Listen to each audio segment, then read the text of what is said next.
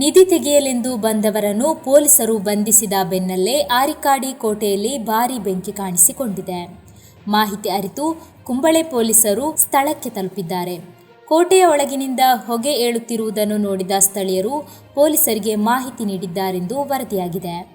ಉಪ್ಪಳದಿಂದ ಬಂದ ಅಗ್ನಿಶಾಮಕ ದಳದ ಸಿಬ್ಬಂದಿ ಸ್ಥಳಕ್ಕೆ ಧಾವಿಸಿ ಹರಸಾಹಸ ಪಟ್ಟು ಬೆಂಕಿ ನಂದಿಸುವ ಪ್ರಯತ್ನ ನಡೆಸಿದ್ದಾರೆ. ಮಂಗಳವಾರ ಸಂಜೆ 6 ಗಂಟೆ ಸುಮಾರಿಗೆ ಬೆಂಕಿ ಕಾಣಿಸಿಕೊಂಡಿತ್ತು. ಈ ಮಧ್ಯೆ ಸಾಕ್ಷ್ಯಗಳನ್ನು ನಾಶ ಮಾಡಲು ಉದ್ದೇಶಪೂರ್ವಕವಾಗಿ ಬೆಂಕಿ ಹಚ್ಚಲಾಗಿದೆ ಎಂದು ಸ್ಥಳೀಯ ನಿವಾಸಿಗಳು ಶಂಕೆ ವ್ಯಕ್ತಪಡಿಸಿದ್ದಾರೆ. ಸೋಮವಾರ ಸಂಜೆ ಆರಿಕಾಡಿ ಕೋಟೆಯಲ್ಲಿ ನಡೆದ ನಿಧಿ ಶೋಧ ಪ್ರಕರಣಕ್ಕೆ ಸಂಬಂಧಿಸಿದಂತೆ ಪೊಲೀಸರು ಸ್ಥಳೀಯರ ಸಹಾಯದಿಂದ ಗ್ರಾಮ ಪಂಚಾಯತ್ ಉಪಾಧ್ಯಕ್ಷರು ಸೇರಿದಂತೆ 5 ಜನರನ್ನು ಬಂಧಿಸಿದ್ದಾರೆ. ಮೊಗ್ರಾಲ್ ಪುತ್ತೂರು ಗ್ರಾಮ ಪಂಚಾಯತ್ ಉಪಾಧ್ಯಕ್ಷ ಮುಜೀಬ್ ಕಂಬಾರ್, ಯಾನೆ ಮುಜೀಬ್ ರಹಮಾನ್, ಅಡೂರು ಪೊಲೀಸ್ ಠಾಣಾ ವ್ಯಾಪ್ತಿಯ ಮೊಹಮ್ಮದ್ ಫಿರೋಜ್, ಕಾಸರಗೋಡು ಪೊಲೀಸ್ ಠಾಣಾ ವ್ಯಾಪ್ತಿಯ ಮೊಹಮ್ಮದ್ ಜಾಫರ್, ಸಿಎ ಅಜಾಜ್, ನೀಲೇಶ್ವರ ಪೊಲೀಸ್ ಠಾಣಾ ವ್ಯಾಪ್ತಿಯ ಸಹದುದ್ದೀನ್ ಬಂಧಿತ ವ್ಯಕ್ತಿಗಳಾಗಿದ್ದಾರೆ.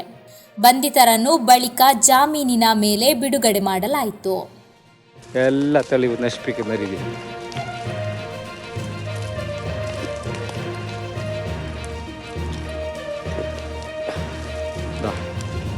ಮೊತ್ತಂ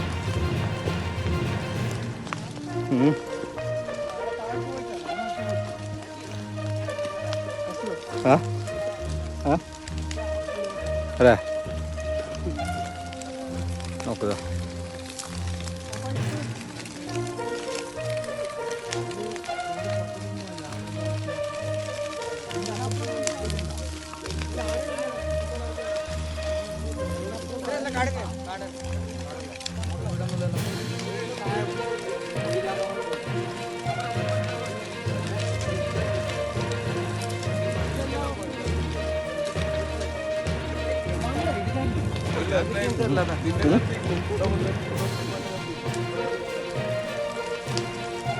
പകുതിയിൽ കൂടുതൽ കത്തിട്ടായി അരിക്കടി കോട്ട.